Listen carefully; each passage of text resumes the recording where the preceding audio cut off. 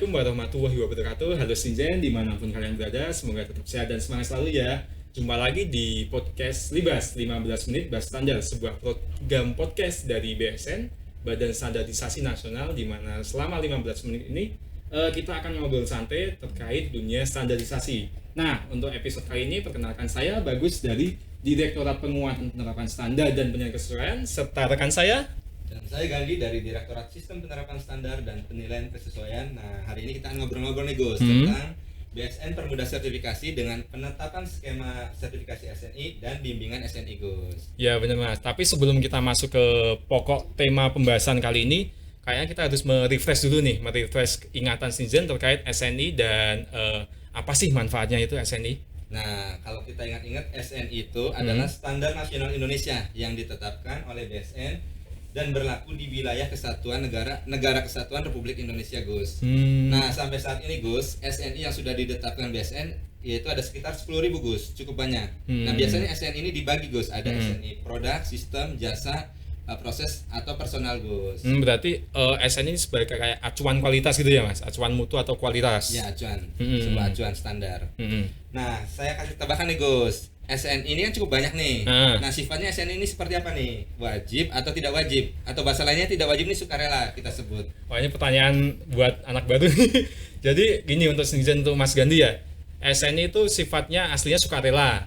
Tapi ada beberapa SNI terkait K3L, keselamatan, keamanan, kesehatan, dan kelestarian lingkungan yang diwajibkan oleh kementerian terkait, yang diberlakukan oleh wajib. Ya kan ya? Betul, nah, seperti itu. Contohnya seperti setrikaan ini. Setrika ini sudah SNI wajib. SNI wajib karena dia elektronik ya Mas ya? Elektronik, salah satunya. Gitu. Nah, sebagai informasi Gus, SNI wajib ini sudah ada sekitar 301 SNI Gus. Nah, dapat diakses di website BSN. Di website BSN di bsn.go.id. Nah, selain 300 tadi berarti sisanya sukarela ya Mas ya? Betul. Nah, SNI sukarela. Sebagai informasi juga nih Gus, ada kendala nih. Penerapan SNI sukarela masih di bawah 50% nih Gus. Masih di bawah 50% di seluruh Indonesia. Di seluruh Indonesia. Nah, tapi tenang dulu. Kita kan dari BSN itu sebenarnya ada program. Program apa itu Gus? Program pembimbingan penerapan SNI. Oh, seperti apa programnya? Nah, program pembimbingan penerapan SNI udah berlangsung dari tahun 2015 Mas. Oh, sudah cukup lama ya? Udah cukup lama, udah 7 tahun. Iya, 7 tahun. Sampai saat ini Januari 2022 ada lebih dari 800 pelaku usaha yang sudah bergabung dalam program ini Mas. Cukup banyak ya? Ya cukup banyak. Dan untuk Mas Gandhi mungkin atau Sinjen kalau ingin tahu informasi dan apa itu namanya, siapa saja yang terlibat dalam program ini, bisa mengecek di website pembimbingan sni.bsn.go.id. Sudah ada website. Sudah ada websitenya, dan mungkin ada tetangga Mas Gandhi yang ingin mau daftar bisa di situ di pembimbingan sni.bsn.go.id. Nanti di situ kita bakal ada tim tersendiri yang memverifikasi data dan memilih-milih lah UKM atau perusahaan yang dinyatakan siap. Ada syaratnya tidak untuk menjadi dibimbing? Ada syaratnya. Yang pertama pasti legalitas harus siap, terus dari infrastrukturnya kalau misal dia UKM pangan itu harus siap, dan hukum. Dia tuh harus bebas dari kasus-kasus hukum. Ya, seperti itu Mas. Tapi cukup mudah ya syaratnya ya? Cukup mudah syaratnya. Contoh yang sudah dibimbing ini seperti apa Gus? Contoh yang sudah dibimbing itu seperti ini Mas. Masker kain SNI dari UKM Baby Vinsas nih. Ini yang hasil bimbingan BSN. Dari bimbingan BSN, tapi BSN dalam program ini tidak bekerja sendiri. Kita bersinergi dengan akademisi, dengan pelaku usaha, dengan kementerian, dengan lembaga dan pemerintah daerah Mas. Jadi saling bersinergi untuk memajukan UKM atau pelaku usaha di daerahnya. Berkolaborasi kan, kita harus teamwork. Iya, zaman kolaborasi sekarang. Iya, kan menuju 4.0. Saling berkolaborasi. Nah, dalam pembimbingan SN ini kira-kira ada kendala nggak? Untuk kendala itu ada tim pembina yang sempat cerita gini Mas. Seperti apa? UKM-nya udah siap, produknya maksudnya ya, produknya udah siap, SN-nya juga sudah ada, tapi ternyata belum ada lembaga sertifikasinya Mas. Jadi kita tuh nggak tahu gimana cara dia mensertifikasi SNI produknya, padahal kan udah siap semuanya ya. Nah, gimana tuh Mas? Nah, jadi ada informasi bagus nih Gus. Tadi kan ada kendala belum adanya lembaga sertifikasi produk. Nah, padahal BSN sudah menetapkan nih di PP nomor 34 tahun 2019 ya kalau nggak salah. 2018 atau 19 nih? 2018 ya. Nah, di situ BSN bisa melakukan penunjukan LS Pro terhadap penerapan SNI sukarela Gus. Oh gitu ya. Iya. Jadi bisa menunjuk LS Pro. Ada syaratnya nggak Mas kalau gitu? Ada syaratnya, LS Pro itu yang ditunjuk itu harus sudah terakreditasikan dan mempunyai ruang lingkup sejenis. Oh, ruang lingkup sejenis. Misalkan kayak masker kain ini. Masker kain ini. Ah. Jadi bila ada LS Pro yang punya ruang lingkup tekstil misalnya, nah dan belum mempunyai Apa ya, ruang lingkup masker kain mungkin masker ya. kain, maka bisa dilakukan penunjukan LS Pro. Dilakukan penunjukan LS Iya. Pro. Dan itu ada masa berlakunya kah atau dia selama udah ditunjuk dia udah bisa melakukan sertifikasi sampai selamanya gitu?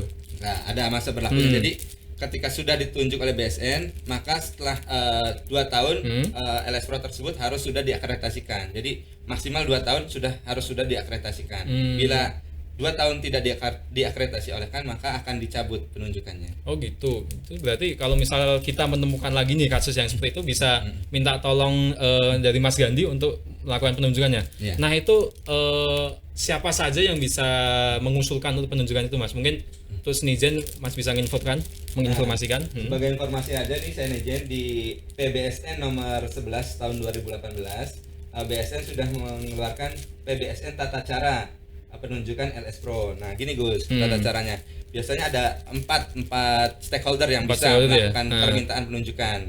Yang pertama itu pelaku usaha, kemudian instansi teknis, unit teknis, dan yang terakhir LPK atau LS Pro itu. LPK atau LS Pro itu. Ya. Berarti pelaku usaha tadi individu berarti bisa ya? Bisa, individu bisa mengajukan diri untuk ketika misalnya tadi UKM belum ada nih mau sertifikasi tapi belum ada ruang lingkup LS Pro terkait, maka bisa mengajukan untuk apa ya BSN untuk melakukan penunjukan atau seleksi mungkin ya Mas ya. Betul. Jadi biasanya tadi pelaku usaha mengirimkan surat kepada BSN, kemudian BSN menawarkan nih kepada LS Pro yang mempunyai ruang lingkup sejenis nih mana saja yang ada ruang lingkup ruang lingkupnya yang mirip-mirip itu ya. Yang ruang lingkup sejenis, nah, ditawarkan nih mau nggak nih ada mau sertifikasi terhadap produk tersebut. Oh gitu. Tapi selama 2 tahun kalau misal lembaga sertifikatnya itu tidak menambah ruang lingkup produk tersebut, berarti dia gugur istilahnya, udah gak bisa. Ya, dicabut nanti ya. kita mengeluarkan SK pencabutan seperti itu. Oh gitu.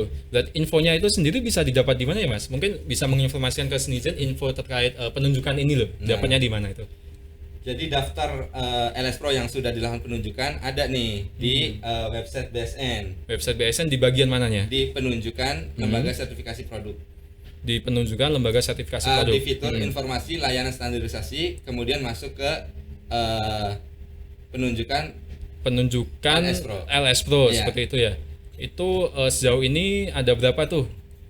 Ada berapa banyak LS Pro yang sudah ditunjuk? Nah, yang saya tahu sekitar 31. Sekitar 31 lembaga sertifikasi yang sudah ditunjuk ya. Yang sudah ditunjuk. Nah, selain LS Pro ini apalagi Mas yang kelihatannya penting untuk diketahui para pelaku usaha atau para Senizen gitu? Nah, tadi kan ada penunjukan LS Pro nih. Ada yang lebih penting lagi yaitu skema sertifikasi SNI Gus. Skema sertifikasi SNI ini bukan ini ya, apa? Alur dari proses sertifikasi SNI itu atau beda Mas ini Mas?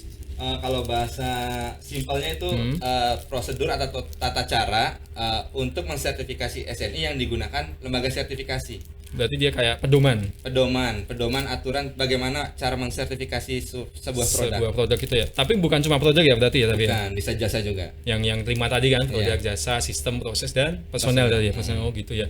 Nah, itu berarti kan skema ini sangat penting sekali. Itu dalam proses perumusannya siapa saja kah yang terlibat Mas? Dan mungkin bisa menceritakan alurnya, tahap-tahapannya begitu Mas. Ya. Jadi yang pertama itu kita membuat draft skema sertifikasi itu dengan stakeholder Gus. Jadi stakeholder terkait itu ada pelaku usaha di sini ada industri atau UMKM. Kemudian yang kedua itu LPK, lembaga sertifikasi tadi. Lembaga sertifikasinya bisa lab atau LS Pro. Kemudian yang terakhir regulator dari pemerintah sendiri ya. Dari pemerintah sendiri. Nah, setelah itu kan udah dikumpulin tuh tiga stakeholder tadi. Masyarakat sendiri tuh bisa tutut andil nggak?